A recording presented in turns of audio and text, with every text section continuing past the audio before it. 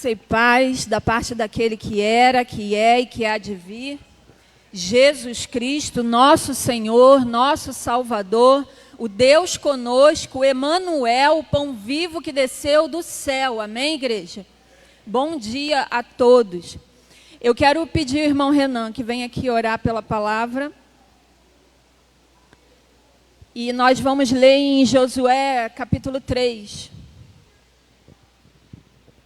Deus, muito obrigado por essa manhã. Abençoa a gente para a gente entender essa palavra, Senhor, em nome de Jesus, amém. Amém. Glória a Deus. Josué 3. E... Não precisa não, irmão?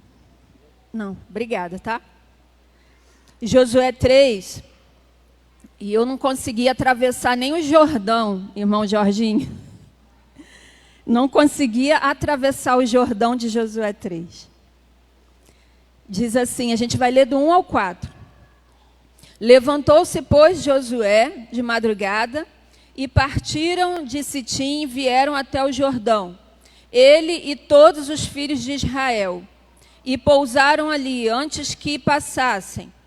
E sucedeu ao fim de 3 dias que os príncipes passaram pelo meio do arraial, e ordenaram ao povo, dizendo: quando virdes a arca do concerto do Senhor, vosso Deus, e que os sacerdotes levitas a levam, parti vós também do vosso lugar, e seguia. Haja, contudo, distância entre vós e ela, como da medida de 2.000 côvados, e não vos chegueis a ela, para que saibais o caminho pelo qual haveis de ir, porquanto por este caminho nunca passastes antes. Podem sentar, irmãos.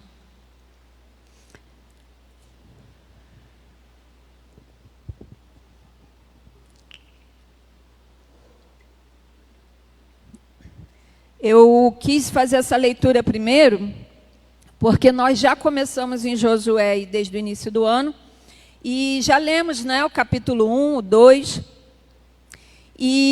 mas na verdade eu não consegui adentrar o capítulo 3, porque o Senhor ficou me segurando no capítulo 1, que é maravilhoso, o capítulo 2, e cheguei aqui, no versículo 4 do 3, nós estamos no mês 3, praticamente um capítulo para cada mês, e é ano de Josué. Eu lembro que na primeira vez que eu trouxe a palavra aqui, preguei lá em Josué 1, eu falei sobre que seria um ano de guerra, falei que tinha uma boa e uma má notícia, lembram? Que a má notícia é que seria ano de guerra, mas que a boa notícia é que essa guerra já é vencida pelo nosso Deus. Ela é uma guerra em que nós podemos confiar no final dela, porque o nosso Deus é general de batalha e nunca perdeu uma guerra. E Ele guerreia por nós, não por Ele. Não há inimigo páreo, o diabo não tem altura suficiente para competir com Deus ou querer vencer Ele numa guerra. Mas é por nós que existe essa guerra. Igreja, naquele momento eu falei sobre que a guerra ela causa pânico, ela causa medo, mas hoje nós vamos continuar falando sim, de ano de Josué, que é um ano de guerra, mas Josué significa Deus é a salvação. E quando fala que Deus é a salvação, é porque na expectativa da guerra, você tem a expectativa de ser salvo. Você tem expectativa de que apesar de toda bomba, ou de tudo que está acontecendo, ou de tudo que o inimigo está fazendo, que você vai sobreviver. Não é isso? Essa é a expectativa de quem está lá. Nos países que tem guerra, nos lugares que tem guerra. E nós estamos aqui falando dentro desse contexto espiritual. Eu estou em guerra, sim, eu estou em guerra, mas a minha expectativa é que eu permaneça vivo. Amém? Então a guerra, ela não é só morte, ela não é só luta. Há uma expectativa na guerra e é por isso que nós estamos aqui nessa manhã, falando mais uma vez de Josué. E parece repetitivo, mas não vai ser quando você passar a olhar para a palavra como Deus falando com você e querendo te lembrar de coisas que você esquece. Lá no início, no capítulo 1, eu peço a você que volte aí um pouquinho. Eu tenho até que horas, Elaine? 9h20? Tá? Porque senão o pastor me chama a atenção. Mas hoje... capítulo 1, ele começa dizendo assim: e sucedeu depois da morte de Moisés, servo do Senhor, que o Senhor falou a Josué, filho de Num, e Yehoshua, Josué, o Senhor salva. E quando a gente lê esse início aqui, o Senhor falando a Josué, e a palavra diz que Moisés havia morrido, isso deixa bem claro que Deus sabia com quem ele estava falando, sabia quem já havia passado, quem já havia ido embora, e sabia quem era o próximo a qual ele estava ali dando mais uma missão, ou a continuação dessa missão aqui, que era tirar o povo daquele lugar e ir para a terra prometida. E nessa manhã eu quero deixar algo bem claro assim para todos nós, e ser bem reta e direta aqui nesse começo, dizendo que o Senhor sabe quem você é. Eu queria pedir aí na mesa para aumentar mais um pouquinho o volume, porque eu vou afastar um pouco, tá? Se der. Não, mas não é para eu me ouvir não, é só para eu afastar mais. Obrigada, irmão. E aí, ele sabe quem você é, e ele sabe também quem você não é. Você pode achar que sabe quem eu sou, mas você não sabe tudo.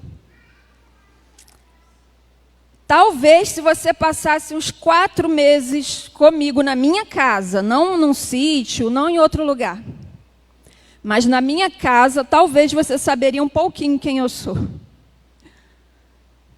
E eu também saberia quem você é. Mas Deus nos lembra nessa manhã: eu sei quem você é. Josué, eu estou falando com você e eu sei quem você é. Eu sei também quem você não é. E eu vou continuar um pouquinho aqui para vocês poderem entender. Porque, na verdade, Deus já confirmou comigo ali. A Elaine deu o spoiler todinho da palavra e eu não precisava nem fazer aplicação aqui hoje. E ela vai ver que é verdade isso.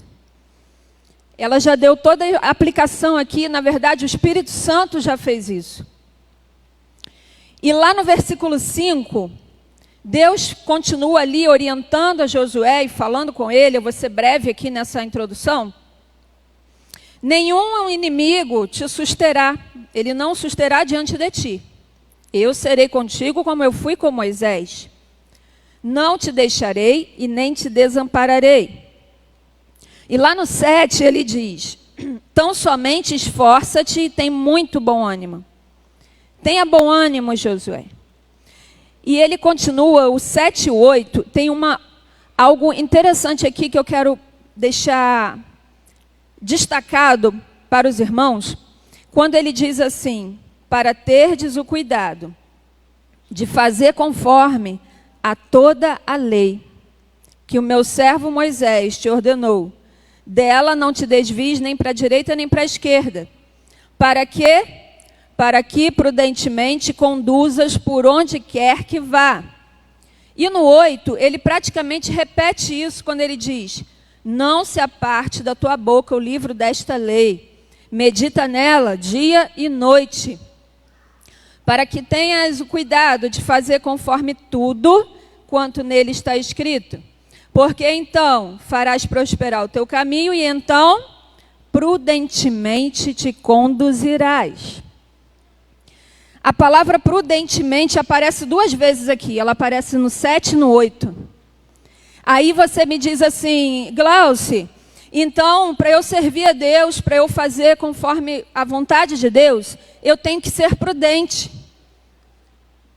Mas esses 2 versículos, eles dizem que Josué precisava observar a lei, observar a palavra, para que então ele fosse prudente.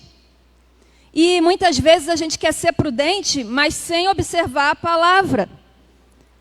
Você vai conseguir? Não, nem eu. Porque o que Deus está dizendo aqui é, se você lê a minha palavra aqui hoje, né? Não na época de Josué, mas hoje, a palavra é a nossa Bíblia, ela é o nosso manual. E se nós não lermos esse manual e não vivermos nele dia e noite, então nosso caminho não vai ser prudente. E eu quero ler com vocês rapidamente Provérbios 27, 12, que fala sobre o prudente. Provérbios 27, 12. Tem algo interessante aqui. Na minha versão, ele diz assim: o avisado vê o mal e esconde-se. Mas os simples passam e sofrem a pena. Na verdade, esse avisado aqui, em algumas versões, ele diz prudente. O prudente vê o mal e ele se esconde. Ou seja, ele se desvia. Ele sai daquele mal ali, ele foge daquilo ali. Mas quando a tua versão diz os simples, ela está falando dos distraídos. E o que a gente tem visto muito hoje? Muitos cristãos distraídos. E qual é o contrário de distraído? Prudente.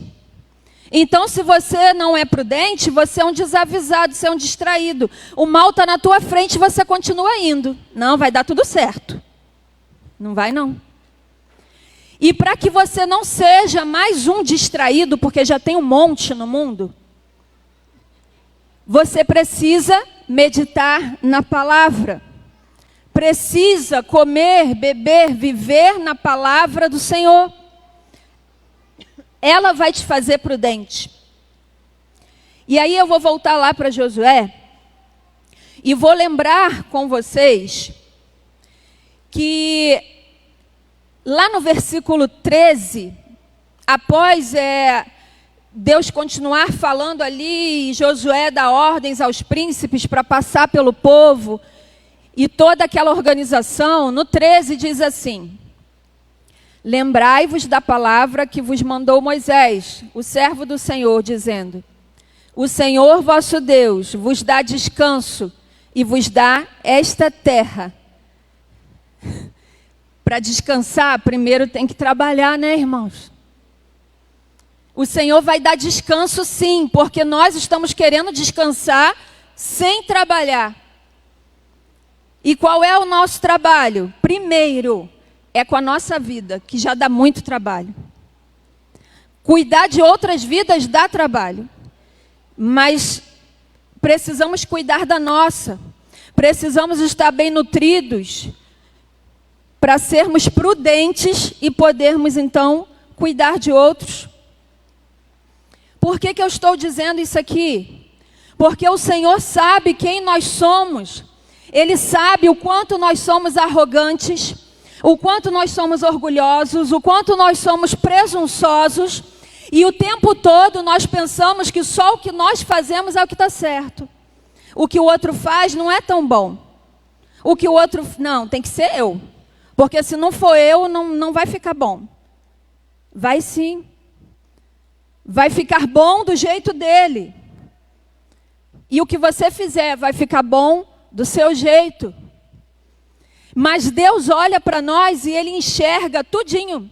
Ele enxerga o quanto nós somos presunçosos e orgulhosos. E eu quero ler com vocês uma passagem que mostra um pouquinho.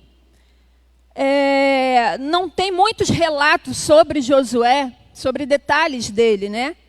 Mas além da característica dele, marcante dele ser uma pessoa forte, uma pessoa decidida, uma pessoa atenta, e durante todo o livro e até nas passagens com Moisés, nós percebemos isso, mas ele não era perfeito.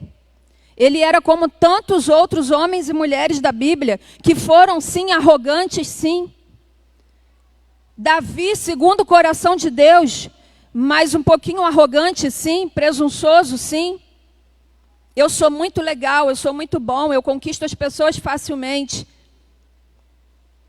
Então, nós vamos agora ler lá em Números 11, se eu não me engano, e vamos ver um pouquinho desse Josué que Deus sabe quem é. Esse mesmo Josué que ele diz aqui: esforça-te, tem bom ânimo, que eu serei contigo, e você vai passar o Jordão, e você vai levar o povo. Mas esse Josué, ele não foi sempre assim. Esse Josué teve uma época que ele era inexperiente. Ele estava aprendendo com Moisés ainda. E vamos ver então o que aconteceu com ele lá em Números 11.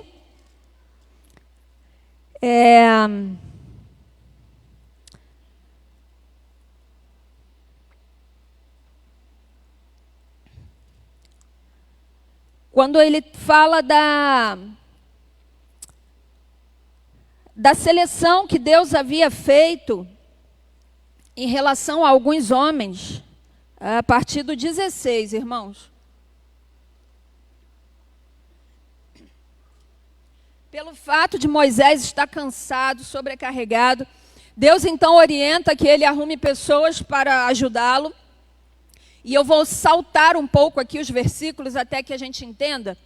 No 16 diz assim: e disse o Senhor a Moisés: ajunta-me 70 homens dos anciãos de Israel, de quem sabes que são anciãos do povo. No 17: e então eu descerei e ali falarei contigo, e tirarei do espírito que está sobre ti, e o porei sobre eles. E contigo levarão o cargo do povo, para que tu sozinho não leves. Deus falando com Moisés. E orientando Moisés a juntar esses homens, esses anciãos sábios, preparados, para estarem então ali profetizando também. Lá no 24 diz assim: saiu Moisés e falou as palavras do Senhor ao povo. E ajuntou 70 homens dos anciãos do povo e pôs de roda na tenda. No finalzinho do 25, quando o Espírito repousou sobre eles, profetizaram, mas depois nunca mais. 26. Porém, no arraial, ficaram 2 homens. O nome de um era Eudade e o nome do outro Medade. E repousou sobre eles o Espírito, porquanto estavam entre os inscritos, ainda que não saíram à tenda e profetizaram ali mesmo, no arraial. Mas alguém viu. Então correu um moço e anunciou a Moisés, e disse: Eudade e Medade profetizam no arraial. E Josué, filho de Num, servidor de Moisés, um dos seus mancebos, um dos seus jovens escolhidos, respondeu e disse: Senhor meu, Moisés, proíba-os. Porém Moisés, que era líder, que já era experiente, disse: tem você ciúmes por mim? Quem dera todo o povo do Senhor fosse profeta, e que o Senhor lhes desse o seu espírito. E foi o mesmo que aconteceu em João 3:26, quando os discípulos de João foram até João e falaram: João, os teus, há seguidores teus e há pessoas lá sendo convencidas por Jesus. E os discípulos de Jesus, eles falaram: Jesus está batizando do outro lado do Jordão, João, você vai deixar? Você está batizando aqui, só pode ser você, não pode ter outro não. Jesus estava do outro lado. Olha quanta soberba, que empáfia falar para João que Jesus estava batizando. E não é isso que nós fazemos hoje, irmãos? Com o nosso orgulho, com o nosso achar que somos tão bons e que o outro não é tão bom assim. Eu sou boa, sou ótima no que eu faço. Meu marido não. Ele não é tão bom, não. E o marido às vezes diz: eu sou muito bom. A minha mulher não serve para quase nada. Orgulho, presunção. Quando os pais dizem, nós somos muito bons, os nossos filhos... Mas nessa passagem aqui eu vejo um Josué jovem, inexperiente. E nessa manhã, irmãos, de verdade, eu não vim passar mão e fazer carinho bigode de gato. Né? Porque só gato tem filhotinho, neném com bigode e barba. Nós somos ovelhas. E se já temos bigode e barba, é porque não somos mais inexperientes. É porque você não é mais o mancebinho que escuta a fofoca do outro e vai lá falar absurdos para o líder. Não. Nessa manhã, Deus está te lembrando que é para você também saber quem você mesmo é. Porque Ele sabe quem você é. E Ele sabe quem você não é. E Deus diz assim, seja responsável, haja de acordo com a sua maturidade.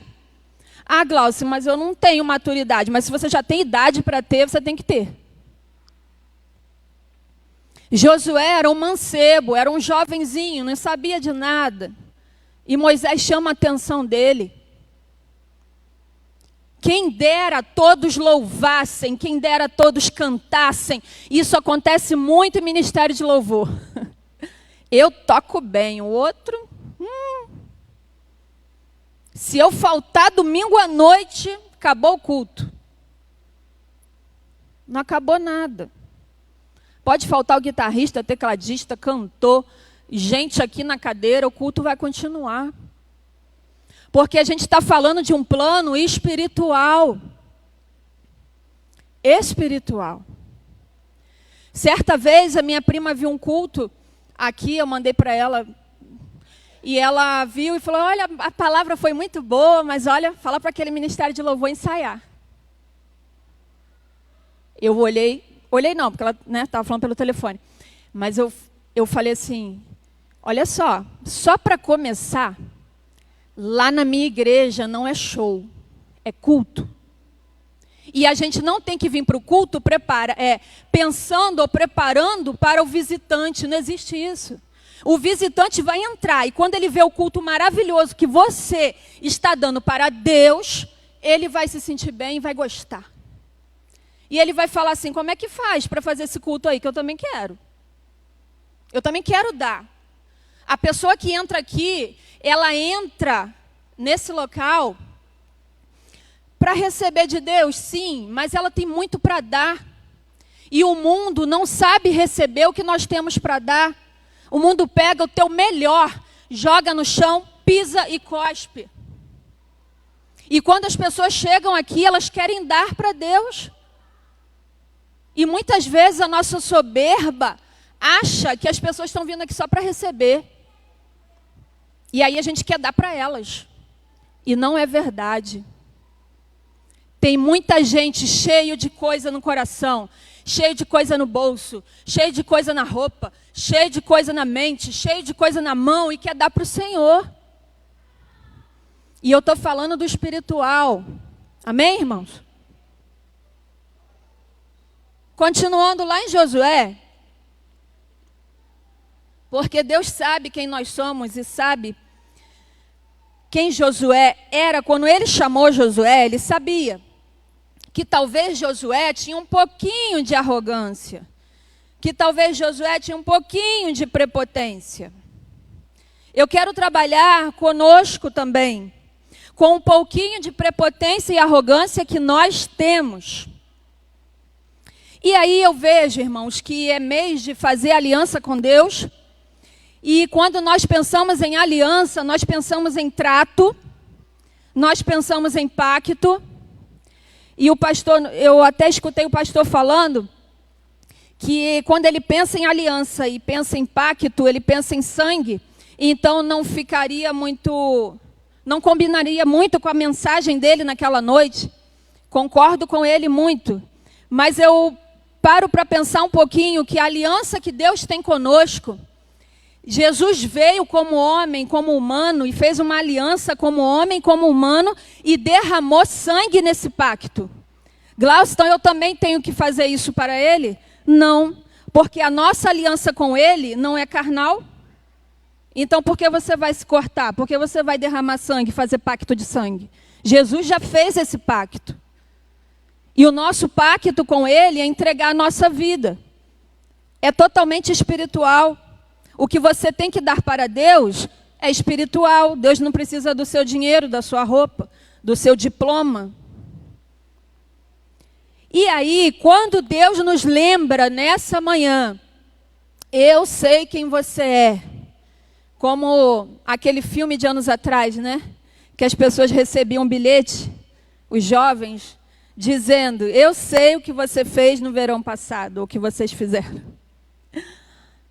Porque eles haviam matado um homem sem querer, atropelaram e esconderam o corpo, e 1 ano depois começaram a receber esse bilhete. Mas Deus não faz isso para te ameaçar.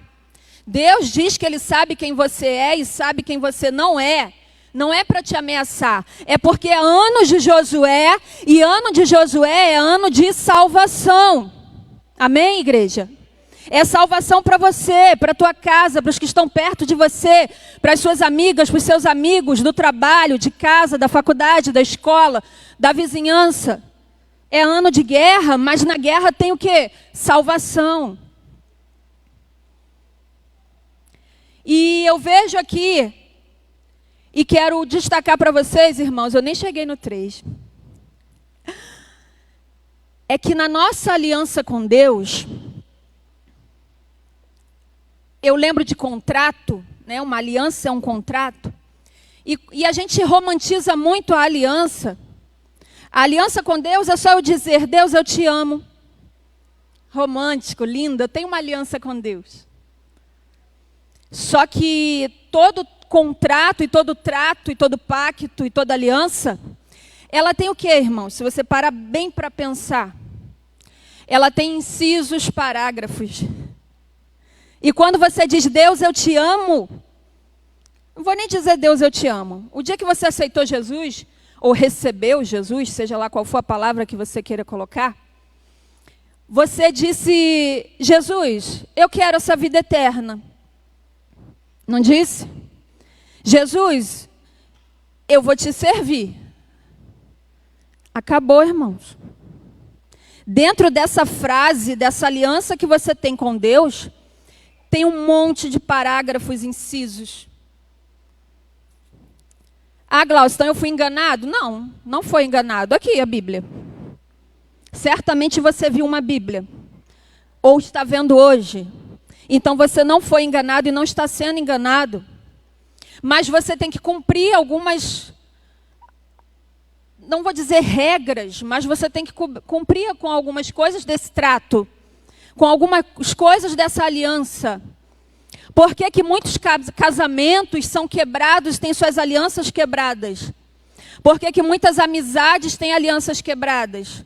Por que que relacionamento de patrão com empregado de anos e anos tem alianças quebradas? Porque uma das duas partes quebrou, deixou de cumprir um parágrafo daquele contrato. E quando você quebra um parágrafo, você está anulando todo o contrato. Eu tive que pagar meu terreno 2 vezes. Foram 20 anos pagando. Por quê? Porque eu quebrei aquele contrato umas 2 ou 3 vezes. E aí eu tive que refazer. E eu tive que pagar muito mais. Por quê? Porque quando você não cumpre com uma cláusula, e quem tem dívida no banco ou já teve, sabe disso. Aquele contrato ali, ele é anulado, você tem que fazer outro. O banco fala assim: liga pra gente, a gente vai fazer aí, vai te ajudar. Ele vai te ajudar te emprestando mais dinheiro e fazendo você ter mais dívida, para você pagar a dívida anterior. Mas o que eu quero destacar aqui para vocês, irmãos, não é que Deus vai te cobrar dívida ou juro, não. Mas é que quando você quebra uma cláusula desse contrato, dessa aliança com Deus, então, na verdade, você não está tendo essa aliança, porque você já anulou. E aí você quer ter descanso de Deus, mas você não trabalhou. Nós quebramos a nossa aliança, o nosso trato com amizades, com amigos, porque quebramos um único parágrafozinho. Porque você marcou um encontro com alguém, não foi naquele dia, e a pessoa ficou te esperando, e fez uma janta maravilhosa, você não foi. A amizade acabou. O pacto foi quebrado, a aliança foi quebrada. Mas nessa aliança nossa, irmãos, eu vou destacar aqui 3 itens. Tem as pessoas que são prontificadas, e essas pessoas prontificadas, aliás, são 3 tipos de pessoas que vão orbitar a nossa aliança com Deus. Você tem uma aliança com Deus, e você pode dizer assim, irmã Glauce, minha aliança é minha, eu e Deus. Sim, ela é sua, você e Deus. Mas pessoas vão orbitar essa aliança. E essas pessoas que vão orbitar e vão ficar ali, ó, ao redor dessa aliança, essas pessoas podem te ajudar ou elas podem te atrapalhar. E não é isso que acontece no casamento? Você tem uma aliança com seu marido, mas você se junta com a coleguinha que quer sair todo fim de semana, se comporta como uma solteira, deixa filho na casa da avó, quer passear. E aquela amizade ali que está orbitando a tua aliança com o teu marido começa a estragar tudo. Você deixa ela entrar, e assim também o marido vai quebrando o contrato. Então existem 3, os prontificados, aqueles que querem imitar a Deus. Existem aqueles firmes, que conhecem sobre Deus e querem prosseguir em conhecer. E existem os perseguidores, que conhecem o teu Deus, conhecem você, mas eles têm inveja e eles querem só perseguir. Então tem esses 3 tipos de pessoas que orbitam a nossa aliança com Deus. Dentro daquilo que nós já somos e que Deus sabe que nós somos e sabe também o que nós não somos. Nós não somos tão dedicados assim. Nós não somos tão prestativos assim. Mas depois nós queremos cobrar de Deus. Deus, por que isso está acontecendo comigo? E aí, lá no versículo 18, as pessoas falam para Josué. As pessoas falam com Josué a mesma frase que Deus já havia falado 3 vezes com ele. Esforça-te e tenha bom ânimo. Esforça-te e tenha bom ânimo. Seja forte e corajoso. E aí no 18, as pessoas falam para Josué. Todo homem que for rebelde à tua boca, não te obedecer e não ouvir tuas palavras, Josué, morrerá. Tão somente esforça-te e tem bom ânimo. Como é bom estar com pessoas prontificadas. Pessoas que vão ajudar você na tua aliança com Deus. Dina, vamos fazer um jejum? Aí ela diz assim, Glaucia, eu não consigo não, mas faz. O dia que eu conseguir, eu até te chamo. Ela está me ajudando. Mas tem crente que você chama para fazer um jejum, para orar, para ler Bíblia, não sei. E a pessoa fala, para que atrapalhar alguém que está querendo fortalecer a aliança com Deus? Nós temos as pessoas como Raabe, que lá no versículo... Eu vou pular um pouquinho aqui por causa da hora. Quando Raabe ajuda aqueles homens... E ela esconde aqueles homens, mesmo sabendo que ela correria risco de vida. Mas ela quis correr aquele risco porque ela sabia que ela tinha algo muito maior se ela realmente conseguisse ajudar aqueles homens. E aquela mulher, no 4:2, Josué 2:4, diz assim, porém aquela mulher tornou ambos aqueles homens e os escondeu. E lá no finalzinho, no 9 e o 10, e ela disse aos homens, bem sei que o Senhor vos deu esta terra, que o pavor de vós caiu sobre nós, e que todos os moradores da terra estão desmaiados diante de vós. Porque temos ouvido que o Senhor secou as águas do Mar Vermelho, com feitos portentosos, diante de vós, quando saíres do Egito, e o que fizestes aos 2 reis dos amorreus, Sion e Og, que estavam da além do Jordão, os quais destruístes. Lá em Números 21, a partir do 21. Ali fala de Og. e fala do rei Sion, que eles queriam, eles donos, né, da terra, donos do terreno. E é interessante Raabe destacar isso, porque Josué, ou melhor, o povo de Deus querendo passar por ali, pediu permissão, foi diplomático, falou que não ia encostar em nada, eles iriam seguir reto, só queriam passar. Eles não iam pegar água, nem ia pegar nada do povo desses dois reis. Mas os dois reis olharam para eles, riram deles e falaram: vocês não vão passar, não. Vocês estão precisando passar? Não. Pegaram os soldados, colocaram de frente para eles e falaram: agora que vocês estão com fome, com sede, e ainda tem que caminhar, agora vocês vão ver.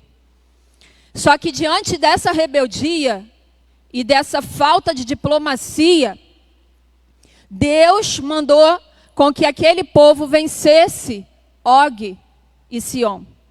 E eles foram arrasados pelos israelitas. Uma falta de aliança, uma simples aliança. Era só fazer o trato. Presta atenção no que aconteceu aqui e o que Raabe destacou.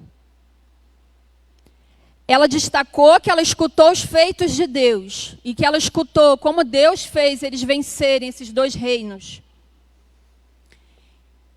A aliança, ela tem os itens para serem cumpridos. E Deus cumpre todos os que Ele tem conosco. Nós também precisamos ficar atentos para cumprir todos os itens da aliança ou desse trato que nós temos com o Senhor. Ou que nós vamos fazer com o Senhor. Mas aqueles homens, eles não quiseram fazer uma aliança mínima, com uma simples regra. Olha, vocês vão passar e não vão encostar em nada. Era a única regra que eles tinham para cumprir. Mas aqueles reis não quiseram aceitar essa aliança, esse trato. E aí, essa mulher que ouve falar isso é uma mulher firme. Firme porque ela cria naquele Deus poderoso. E ela falou: se Ele fez com eles lá, Ele pode fazer comigo também. E foi justamente o que Deus fez. E a salvou em meio à guerra. Ano de Josué, Raabe foi salva. Amém, igreja? E a tua casa vai ser salva em meio à guerra. E a terceiro tipo, né, de pessoas. Aliás, eu quero continuar aqui no finalzinho, no 11. Quando ela diz que, ouvindo isto, desmaiou o nosso coração e ninguém mais há ânimo algum. Por causa da vossa presença, porque o Senhor... Olha o que essa mulher falou. Uma mulher mundana. Porque o Senhor vosso Deus é Deus em cima nos céus e embaixo na terra. Deus em cima nos céus e embaixo na terra. Olha a afirmação que essa mulher faz. Ela está dizendo o que o salmista já falava: Deus, para olhar para nós, Ele olha para baixo. Deus, para olhar para o céu, Ele olha para baixo. E nós, para olharmos para o céu, a gente tem que levantar a cabeça de tão pequenos que somos. Então pega a tua arrogância, pega a tua soberba, põe no bolso e começa a ler a palavra, porque é isso que vai te tornar prudente. E aí, lá em Mateus 6,10, Jesus fala: Senhor, seja feita a tua vontade. E a nossa tradução diz: na terra como é no céu. Mas alguns estudiosos dizem que primeiro vem: seja feita a tua vontade como é feita no céu, seja aqui na terra. Porque a terra está dentro do céu e não o contrário. Então, tudo que existe, tudo que há é regido e controlado por Deus, está no controle de Deus.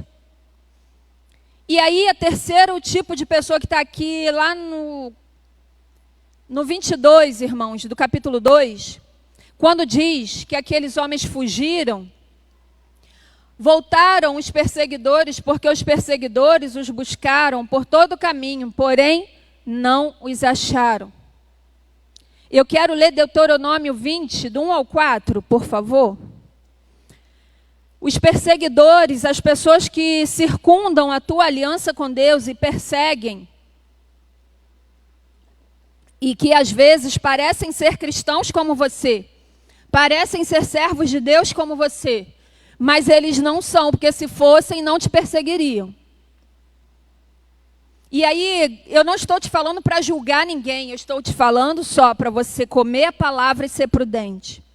E não deixar com que outras pessoas te atrapalhem na tua aliança com Deus, amém? A tua aliança com Deus, ela é tua, e ela tem que ser forte, ela tem que ser inteira. E ela não pode ser quebrada, não pode ter um parágrafo, um inciso quebrado na tua aliança, no teu trato com o Senhor, amém? Porque senão você vai anular. E não da parte de Deus, mas da tua parte. Quando saíres a peleja contra os teus inimigos, e vires carros e cavalos, e povo maior em número do que tu, deles não terás medo, pois o Senhor teu Deus, que te tirou da terra do Egito, está contigo. 2, até o 4. E será que quando vos achegares a peleja, a guerra, o sacerdote se adiantará e falará ao povo. E dir-lhe-á: ouve, ó Israel, hoje vos achegais a guerra contra os vossos inimigos, não se amoleça o vosso coração, não temais, nem tremais, nem vos aterrorizeis diante deles. Pois o Senhor vosso Deus é o que vai convosco a guerrear contra os vossos inimigos. Para o quê, irmãos? Para salvar. Porque ano de Josué é ano de salvação. E porque um ano inteiro sobre um só livro, que até é pequeno, é para te lembrar que alguma coisa ainda está errada. E essa coisa que ainda está errada precisa estar no lugar. Esse item que você não está cumprindo, essa cláusula, você precisa cumprir. E Deus repete isso para que você lembre e para que você assim se conserte diante dele. Amém? Teve uma época que o Renan dizia assim: todo domingo é a mesma aula na salinha. Aí no outro domingo, o que foi a aula hoje, filho? Mesmo tema. Aí na terceira vez que ele reclamou, eu falei assim: você não acha estranho, não? Ele: eu acho que devia ter mudado já. Porque aqui 3 domingo, 4 é o mesmo tema. Eu falei: é porque você ainda não aprendeu. E enquanto não aprender, a professora vai repetir. E assim Deus faz conosco. Por que Josué o ano todo? É porque você precisa aprender que é ano de guerra e Deus quer te salvar nessa guerra, amém? Quer salvar os teus nessa guerra. Há uma aliança a ser cumprida. E aí, irmãos, diante desses 3 tipos de pessoas que orbitam a nossa aliança, nós vamos vencendo com o Senhor. E lá no capítulo 3, para finalizar, diz assim: levantou-se, pois, Josué de madrugada. Versículo 1. Mas lá no 3, depois que ele orienta o povo, ele diz assim: quando virdes a arca do concerto, a arca da aliança, a arca do testemunho, vocês vão partir, sair do lugar de vocês e seguir-a. Haja contudo, irmãos, o versículo 4 que nós lemos no início. Haja, contudo, distância entre vós e ela, como da medida de 2.000 côvados, mais ou menos 900 metros. E não vos achegueis a ela, para que saibais o caminho pelo qual haveis de ir, porquanto por este caminho nunca passaste antes. Irmãos, na nossa vida com Deus, e em meio a essa aliança que nós temos que fazer com Deus, há uma contestação de demanda, e esse termo jurídico significa o quê? Que há uma luta, há um conflito de interesses. Quais são esses conflitos de interesses? É você querer servir a Deus, mas o diabo não quer que você sirva. O reino espiritual das trevas não quer que você sirva. Não quer que a tua família sirva ao Senhor. E tudo começa a atrapalhar, e tudo começa a dar errado. Esse conflito de interesses, ele continua. E você continua também, e vai se cansando. E chega um momento que você até esquece que Deus falou para você: eu estarei com você nessa guerra. Mas nessa manhã, o Senhor traz aqui essa palavra para você lembrar disso. que quando houver esse litígio, essa contestação de demanda, em que você tem que se defender por causa da acusação que estão proferindo a você, então você não vai se defender, porque você tem o Senhor para defender você. Amém, igreja? Podem ficar de pé, em nome de Jesus. Ele diz aqui que era para as pessoas acompanharem a arca. E quando a arca passasse, eles iriam atrás, seguindo a arca. E a arca do concerto, a arca da aliança que você tem que fazer com Deus hoje, é Jesus. Ele é a arca da aliança. Lá em Hebreus 9, se eu não me engano, fala o que tinha dentro da arca. Dentro da arca tinha a vara de Arão, tinha a tábua da lei e tinha o maná. E Jesus é isso tudo. Jesus é o pão vivo que desceu do céu. Jesus é o galho que floresce partido. Ele não está ali na terra, mas ele floresce. E Jesus é a palavra. E era isso que tinha dentro daquela arca lá de Josué. E é isso que tem na nossa arca hoje, que é o próprio Jesus, amém? Então, quando ele passar, e quando fala da arca, a gente está falando da presença de Deus. Então, quando a presença de Deus passar, você vai atrás, você segue, porque você sabe que para onde ela está indo, ela está revelando a você por onde você tem que passar. Diz o versículo 4, para que vocês saibam por onde ir, porque é um caminho que vocês ainda não conhecem. Há um caminho com o Senhor, igreja, com Jesus. Há um caminho mais excelente que nós não conhecemos aqui. Aqui nós só conhecemos o caminho da arrogância, da prepotência, da mentira, da traição. Mas há um caminho preparado para a igreja e para cada um de nós como filhos do Senhor. Um caminho excelente. E esse caminho excelente tem a arca na frente nos guiando, que é o Senhor Jesus, porque nós não conhecemos esse caminho. E para você não errar, e para que eu não erre esse caminho, o Senhor mandou, tenha distância da arca. Glaucio, você está dizendo que a gente tem que ficar longe de Jesus? Não. Quando ele disse para ficar distante, ele está dizendo assim, eu sei quem você é, agora você sabe quem eu sou? Você sabe o poder que tem nessa arca? Você tem respeitado a autoridade dessa arca? Ou você tem feito tudo de qualquer jeito com a sua prepotência? Eu posso, eu consigo, Deus me perdoa, Deus é bonzinho. Jesus te chama de amigo, mas você é servo. Sabia disso? Ele fala, eu sou teu amigo, você é meu amigo, mas você é servo. Ele não disse que você deixou de ser servo, porque ele é Senhor. E no dia que nós aceitamos Jesus como Salvador, primeiro tivemos que aceitá-lo como Senhor.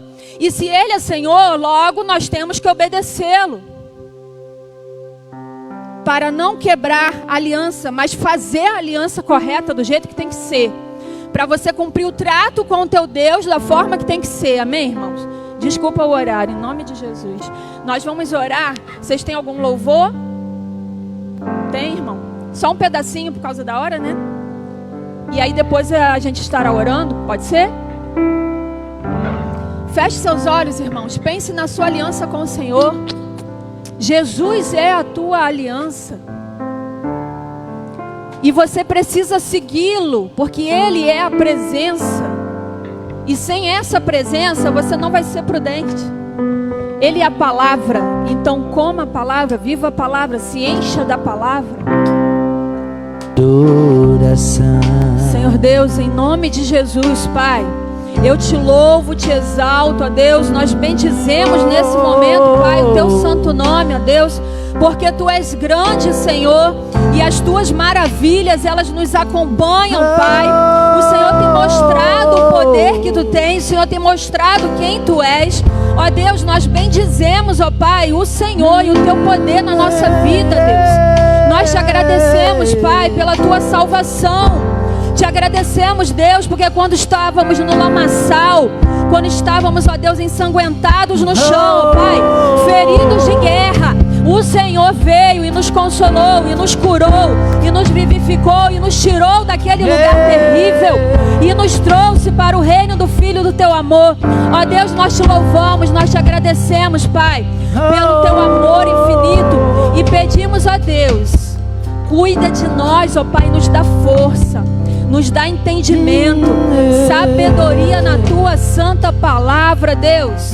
Nos ajuda, Pai, a não nos desviarmos nem para a direita nem para a esquerda. Seja conosco, Deus, para podermos, ó Pai, sermos fortes, corajosos, para louvar o Teu santo nome, para Te exaltar. Então, Deus, abençoa, Pai, a Tua igreja nessa manhã. Cada vida aqui presente, cada família representada, Pai. Entra, Deus, nessas casas com o Teu Santo Espírito, ó Deus. Vai tirando tudo que não provém de Ti. Toda discórdia, toda briga, todo juízo, toda mentira, toda calúnia, toda soberba, toda presunção. Faz cair por terra, Deus. Em nome de Jesus. Que dentro das nossas casas, ó Pai, haja, Deus, presença. Que haja a arca dessa aliança que é Jesus, ó Deus, dentro da nossa casa. E nós oramos assim, em nome do Rei Jesus, agradecidos a Ti, ó Deus, em todo o tempo, em nome de Jesus. Amém. Pode aplaudir ao Senhor Jesus, Ele é digno de honra, de glória e de louvor, em nome de Jesus.